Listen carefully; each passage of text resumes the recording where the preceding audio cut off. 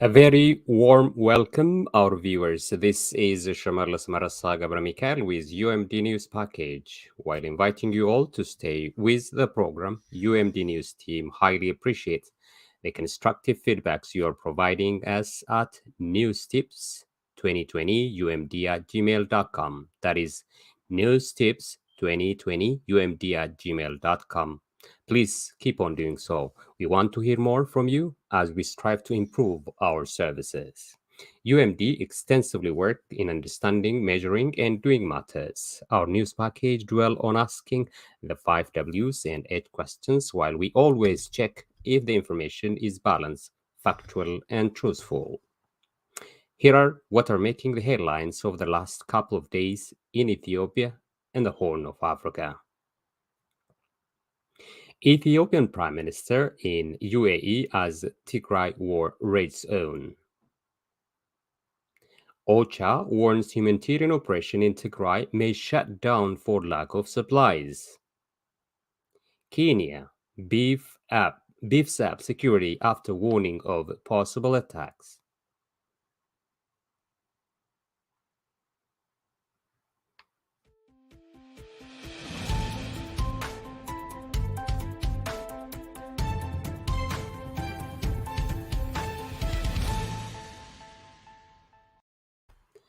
And now, here is the news in detail. First up, Ethiopian Prime Minister visited UAE as Tigray war rages on. Ethiopian Prime Minister Abiy Ahmed has traveled to the United Arab Emirates on a state visit amid his country's ongoing war against Tigray forces. Abiy Ahmed arrived last Saturday and was greeted plainside by Abu Dhabi's Crown Prince Sheikh Mohammed bin Zayed Al Nahyan. According to the Emirates state-run WAM news agency, the latter attended an honor guard ceremony and held meeting. AP News also noted that there is fresh mediation efforts with Tigray forces by the United States and the African Union, with humanitarian access a key goal. Various reports in the past revealed that UAE has played a key role in intensifying the genocidal war in Tigray, mainly by supplying drones and other ammunition to Ethiopia. Al Jazeera's November 2021 report, for instance, revealed that UAE, among other things, opened an air bridge to provide extensive military support to the Ethiopian government in its fight against the Tigray forces. The investigation also found that between September and November of last year alone, there were more than 90 flights between the UAE and Ethiopia. The United Arab Emirates has also carried out the extensive operation with the support of 2 private shipping companies, a Spanish firm which organized 54 military support flights between the UAE and Ethiopia in less than a month, and a Ukrainian one which organized 39 military cargo flights in 2 months.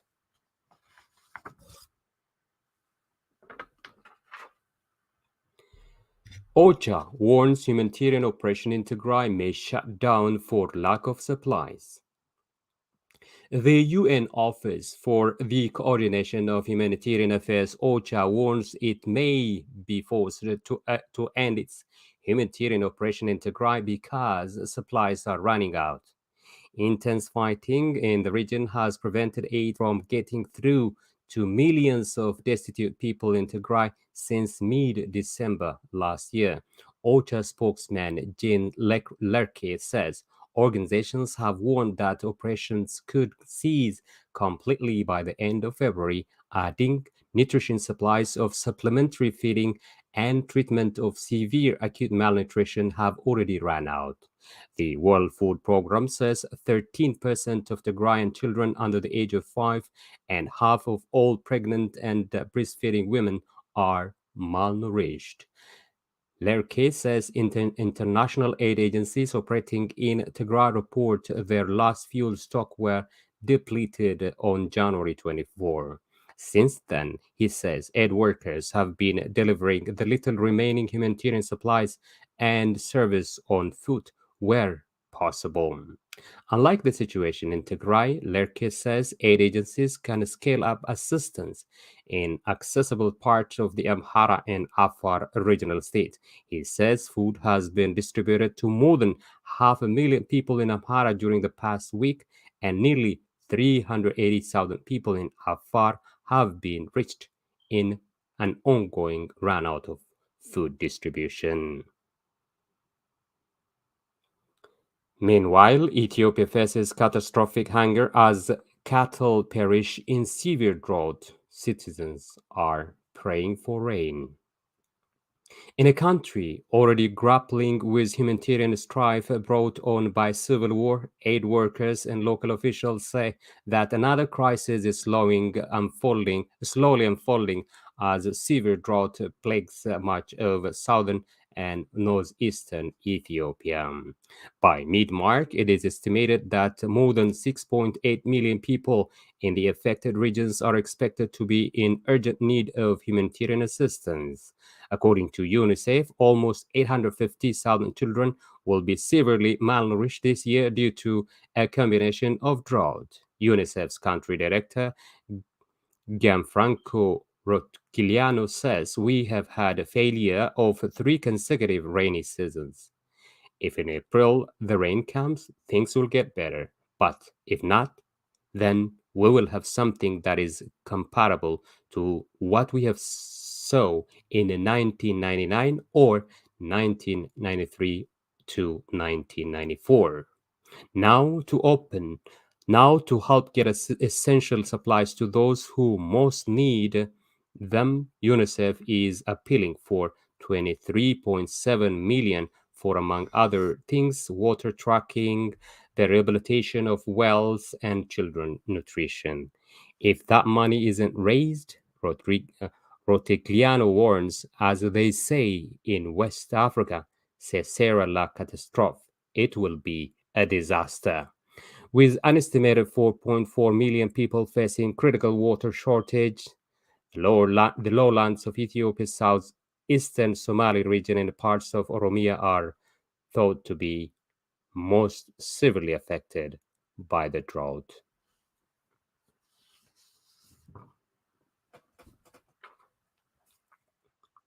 TPM confirmed the arrest of its employees and requested for release. The Tigray administration also responded to the appeal. The Tigray Public Media (TPM), a newly established media institution in Tigray, recently confirmed the arrest of 2 of its employees and requested their immediate release.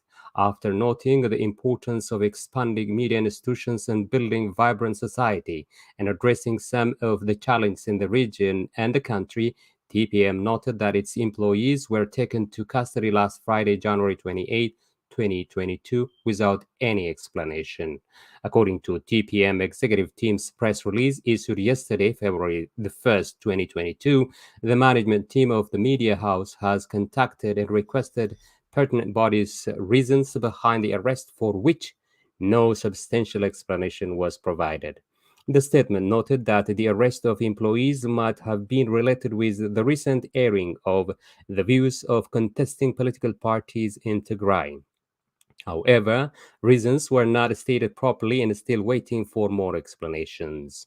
Accordingly, the executive team of the media house has requested for the immediate release of its employees. With the motto, "A Gateway to Prosper Tigray," TPM is a legal media entity established by concerned citizens residing in Texas, United States, in an effort to contribute its share in the areas of media expansion, freedom of speech, diverse thoughts, and building democracy in Tigray in particular, and the region in general. UMD attempt to contact the representatives of the Tigray administration were They have informed us that the two professionals, the cameramen, so to say, were found recording in District 12 or Kabale 12 of Maqala city without any consent from the administration. According to the representative, the case is mainly related with their identities and now is under close scrutiny. The issue is therefore related with security concerns. Having heard this development, TPM executive team representative said the following to UMD media. We remain hopeful that the detainees get their rightful procedural due process, which they are denied of at this time. However, we intend to disclose the identities of the parties and the reason behind their arrest. We have a connection issue currently, and we are working to link up with Ma'ala. UMD will follow up the matter in the future and update you, our viewers, anytime we get information accordingly. Thank you.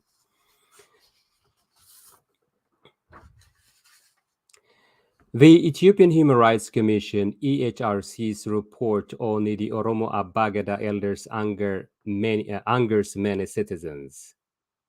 According to the report released by EHRC, the Karrayyu Abagada elders are killed by what the government designated as terrorist factions of the Oromo Liberation Front, aka Onag Shani.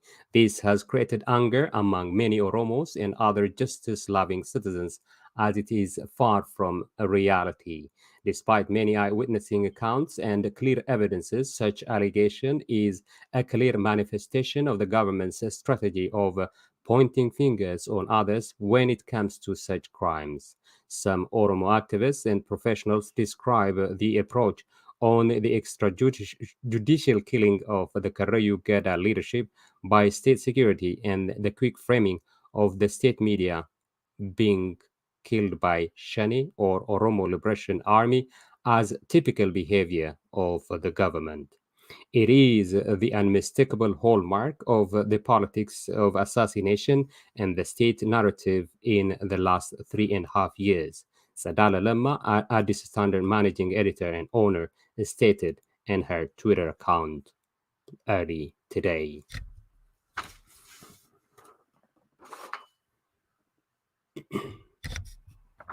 New diplomat appointed to head U.S. Embassy in Ethiopia. Ambassador Geeta Pacey will retire to pursue other opportunities, the State Department announced. United States State Department announced on Monday the appointment of a new charge DFS in Addis Ababa after the current ambassador to Ethiopia said she would retire to pursue other opportunities. A statement from the Foggy Bottom states that Tracy Ann Jacobson, a career member of the Senior Foreign Service, will serve as excuse me, will serve as the interim charge DFS at the embassy in Addis Ababa, Ethiopia. Jacobson was previously the ambassador to Kosovo, Tajikistan, and Turkmenistan. The State Department said that the Secretary of State selected Ambassador Jacobson to continue the work undertaken by Ambassador Pacey to press for an immediate cessation of hostilities, an end to ongoing human rights abuses and violations, unhindered humanitarian access, and negotiated resolution to the conflict in Ethiopia.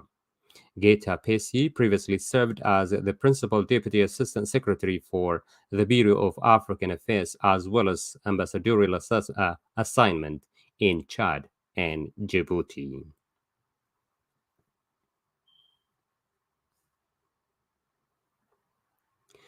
250,000 people affected by Djibouti flash floods.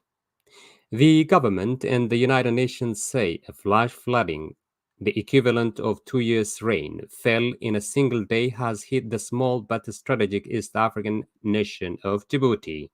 The recent joint statement noted up to 250,000 people have been affected in recent days in a country on the Red Sea that is home to military base for the United States, China, and others. Djibouti has been called one of the world's worst vulnerable non non-island nations in the face of climate change as a sea level rise. According to an information issued at African News, with heavy rains forecast through the end of this month, the number of affected people could rise.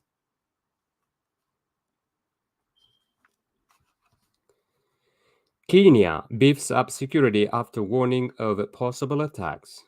Police in Kenya say they have beefed up security after several European countries warned of the risk of possible attacks and urged their nationals to avoid public places. Heavily armed officers were seen on Friday patrolling the streets of the capital, Nairobi, as security was posted outside key government offices, five-star hotels, private buildings, and shopping centers. The National Police Service said in a statement it assures the public that security in the country has been scaled up through different policing operations. According to Al Jazeera News, the French and German embassies issued a message to its nationals warning of danger of an attack in Nairobi, while the Dutch mission said it had been informed by the French of the possible threat and that it considered the information credible.